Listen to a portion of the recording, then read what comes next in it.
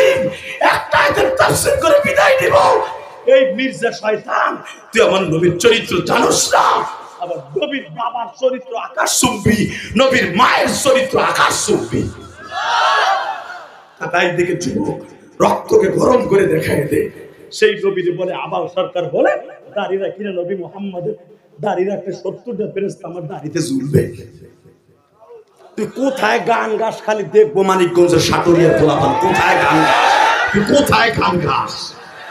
কারণ এই দেশে কোনো বাউলের ফাঁসি হবে এটা নাই, নবীরে গালি দিলে ফাঁসি হবে এটা নাই, কিন্তু বঙ্গবন্ধুরে গালি দিলে ফাঁসি হবে, জিয়াউর রহমানরে গালি দিলে ফাঁসি হবে, নবীরে গালি দিলে কিচ্ছু হবে না।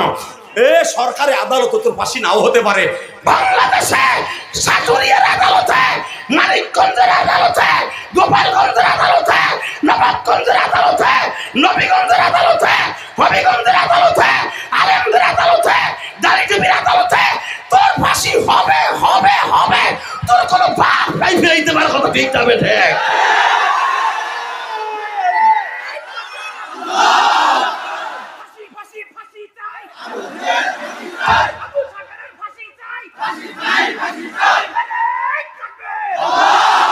এই মুসলমানের পোলা, এমনি এমনি আমরা আলেমরা সেতি নাই, এতদিন তো জানি নাই যারা এইগুলো করে ভিতরে ভিতরে, এটা আল্লাহ জানাইছে।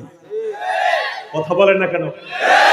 ও গান গাইছে আরো 4 বছর আগেই, গান এই পালা গান 4 বছর আগে গাইছে, এখন বাইরে বুঝতে হবে আর কপালে শনি আল্লাহ লাগাইছে। আর এটার প্রতিবাদ যদি না করেন আল্লাহর আদালতে আপনার বিচার হবে। শুধু যে ও ওর সাথে আরো আছে, ঠিক না? ঠিক।